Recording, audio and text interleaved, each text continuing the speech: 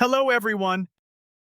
In today's video, I'll show you how to copy and paste your text or elements in Canva. It's really simple.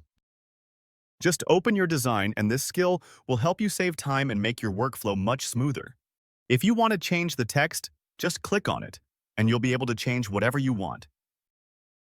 If you also want to change the background, you can do that as well. Just click on the background and press backspace to remove it, and then you can change the background colors like this. Alright, so now we want to copy and paste. Basically, there are two ways. You can simply press Ctrl-C to copy and Ctrl-V to paste on your keyboard. That's a simple process. If you want to do it with your mouse, just click on the element, select Copy, and then paste it. This way, you have two options. It also works for similar elements. If you want to copy an element, just press Ctrl-C and Ctrl-V. Alright, just copy and paste it here. So this is the simple process. I hope you've learned it and it will be helpful for those who work on a daily basis in Canva, and it will save you time as well. So yeah, that's a short tutorial.